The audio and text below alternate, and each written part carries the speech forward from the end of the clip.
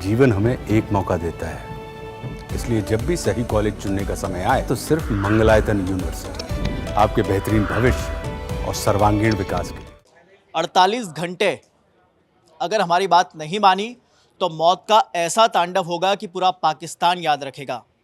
ये धमकी दी है बीएलए ने, उसी बीएलए ने जिसके कब्जे में पूरी ट्रेन है। ट्रेन में 9 बोगियां हैं, बोगियों में सैकड़ों लोग सवार हैं और अब तक लाशों की गिनती 60 तक पहुंच चुकी हैं, जो लाशें इस पूरे हमले के दौरान बिछी हैं। 30 लाशें पाकिस्तानी सैनिकों की हैं, ये दावा बीएलए की तरफ से है, और 27 लड़ाके बीएलए के मारे गए, ये पाकिस्तानी सेना का दावा है। मगर इन सबके बीच बीएलए ने अब खुद एक वीडियो जारी किया है, जिसको लेकर कहा जा रहा है कि ये वही वीडियो है जिस समय पर ये ट्रेन पर अटैक हुआ था और हाईजैक की गई थी ट्रेन। बीएलए ने खुद ये वीडियो जारी किया है। वीडियो के शुरुआत में बाकायदा एक मैसेज टाइप किया गया है, visuals of the attack and seizure of Jaffar express by Baloch liberation army. इस वीडियो में क्या है ये भी आपको बताते हैं। शेखर मेरे साथ मौजूद हैं। शेखर, जिस तरह से मैं वीडियो देख पा रहा हूं कि बाकायदा ग्राफिक्स के तहत उन्होंने बताया है कि किस तरह से एक ट्रेन आती है। बिल्कुल अमन, ये करीब 1.5 मिनट के आसपास का वीडियो है, 90 सेकंड का आप इसे कह सकते हैं। और इस वीडियो में बाकायदा इन्होंने दिखाया है किस तरीके से इस पूरे हमले को अंजाम दिया गया है। और न सिर्फ अंजाम दिया गया है, इस वीडियो को देखकर आप अंदाज़ा लगा सकते हैं कि किस तरीके से प्लान तरीके से अंजाम दिया गया है, क्योंकि बाकायदा आप देखेंगे तो कैमरे की प्लेसमेंट है और किस तरीके से ये ट्रेन जो है आगे बढ़ती है और ट्रेन में अचानक धमाका होता है। इस तरह की जानकारी शुरुआत में निकलकर सामने आ रही थी कि ट्रैक को बीएलए के उग्रवादियों ने पहले उड़ाया, फिर ट्रेन पर उन्होंने काबू पाया और उसके अलावा जितने लोग ट्रेन में थे उनको उन्होंने बंधक बनाया। और इसके बाद रात भर पाकिस्तानी सेना और उग्रवादियों के बीच में, यानी कि बीएलए के बीच में, ये पूरी जंग चली एक तरीके से। तमाम गोलीबारियां हुई और जिसमें तमाम लोगों की मौत हुई है, चाहे वो पाकिस्तानी सेना के जवान हो या फिर वो बीएलए के जवान हो। तो ये दिखाता है कि किस स्केल पर जाकर सब कुछ हुआ है। और वीडियो जो है अपने आप में पूरी कहानी बयां करता है। और न सिर्फ उन्होंने वीडियो जारी किया है, वीडियो जारी करने के साथ इसमें बाकायदा ट्रीटमेंट दिया है। ट्रीटमेंट वो लोग समझ सकते हैं जो वीडियोस में डील करते हैं या जो प्रोडक्शन समझते हैं। बाकायदा इन्होंने इसमें मेंशन किया हुआ कि किस तरीके से ये पूरा हमला किया गया है। देखिए, आप पहले जूम इन करते हैं, उसके बाद में दिखाते हैं कि ट्रेन जो है किस तरीके से रुकती है और किस तरीके से पूरा घटनाक्रम जो है ये होता है। एरिया आप देख सकते हैं किस तरीके से है। एक तरीके से यहाँ पर आप जो है हरियाली बिल्कुल नहीं देख रहे हैं। ये वो एरिया है कि जहाँ पर आप देखेंगे कि बिल्कुल भी यहाँ पर घास का एक तिनका भी नज़र नहीं आ रहा है। एक ट्रैक है और ट्रैक के पास में हमले के बाद में ये कई सारे लोग आपको दिखाई पड़ रहे हैं किस तरीके से खड़े हुए हैं। तो ये तस्वीरें जो हैं वो बीएलए की तरफ से जारी की गई हैं, इसलिए इन तस्वीरों की जो इंपॉर्टेंस है वो बढ़ जाती है, क्योंकि इससे पहले कई सारे वीडियोज़ आए थे, उनकी पुष्टि नहीं थी। लेकिन अब एक तरीके से आप कहिए बीएलए की तरफ से एक आधिकारिक वीडियो सामने आया है, जिसमें आप देख सकते हैं कि पूरी घटना को कैसे अंजाम दिया गया। ट्रेन आपके सामने खड़ी हुई नज़र आ रही है, हरी और पीली जो है ट्रेन का कलर है। पाकिस्तानी ट्रेन है, जाफर एक्सप्रेस इसका नाम है। और इसी ट्रेन में किस तरीके से बंधक बनाया गया। बड़ी बात यहाँ पर यह है अमन कि इस ट्रेन को जहाँ पर रोका गया उस जगह के बारे में समझना भी ज़रूरी है कि आखिर वो मैप में जगह कहाँ पर है, पूरा घटनाक्रम किस तरीके से हुआ वो यहाँ पर समझाना ज़रूरी है। ये हमने खोला हुआ है, ये मैप है, ये गूगल मैप है। यहाँ पर आप देख सकते हैं कि ये इंडिया का नक्शा है, भारत है जहाँ हम रहते हैं, न्यू दिल्ली। और यहाँ से ये पूरा पाकिस्तान का एरिया है।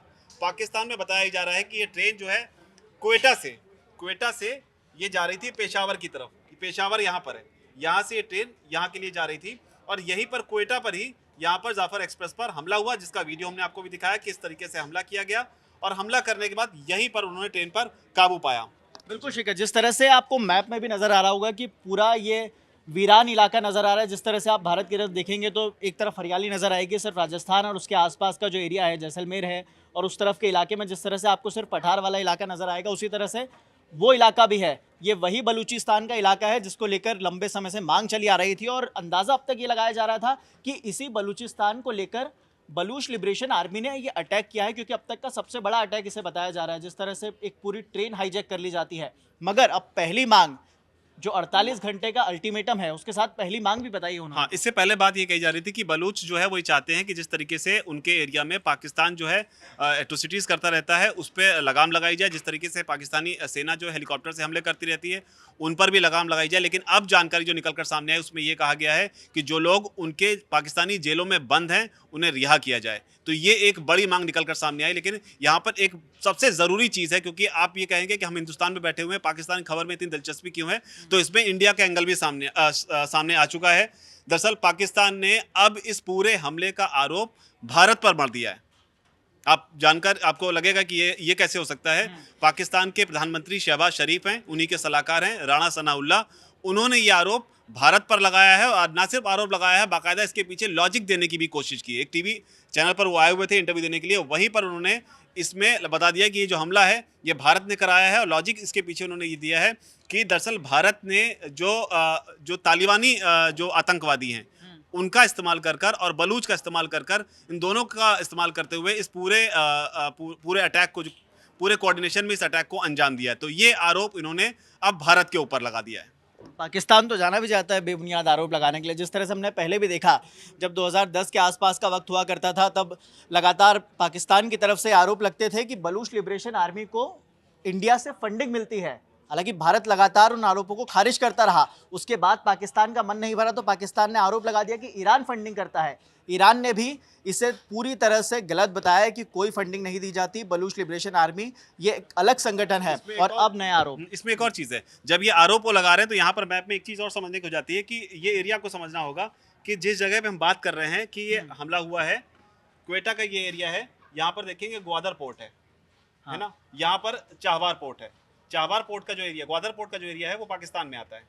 और यहीं पर जो चाइना की जो सीपीसी है उसके तहत जो अपना वो पूरा प्रोजेक्ट चलाते हैं, उसको लेकर खासी नाराज़गी जो है बलूच के लड़ाकों में है कि यहाँ पर चाइना किस तरीके से यहाँ का जो नेचुरल रिसोर्सेज है उनका दोहन कर रहा है। और इसे लेकर चीन से खासी नाराज़गी है और इसे लेकर समय समय पर चीन के जो इंजीनियर्स यहाँ पर काम कर रहे हैं इस प्रोजेक्ट पर, उनको भी वो समय समय पर सुसाइड बॉम्बर्स के ज़रिए मारता रहा है। और इसके अलावा हमने चाहवार की जिक्र किया जो कि वहाँ पर इंडिया का इन्वेस्टमेंट है, तो इंडिया का कनेक्शन वहाँ तक तो ठीक है लेकिन इस तरफ नहीं है। और जो हमने चाहवार की बात किया वहाँ पर टीटीपी जो तालिबान की जो आतंकी संगठन है उसके साथ मिलकर इन्होंने आरोप लगाया हुआ है। तो ये जानकारी निकलकर सामने आ रही है। कुछ एक इनपुट और है जिसमें ये कहा जा रहा है कि जो ट्रेन को कैप्चर किया हुआ है उसमें बीएलए ने कई सारे अपने लड़ाकों को, सुसाइड बॉम्बर्स को उन लोगों के बीच में प्लेस किया हुआ है जो बंधक हैं, जिसकी वजह से पाकिस्तानी सेना जो है वो बचकर इस ऑपरेशन को अंजाम दे रही कि ऐसा ना हो कि वो रेस्क्यू करने के लिए आगे बढ़े, अचानक से कोई सुसाइड बॉम्बर जो है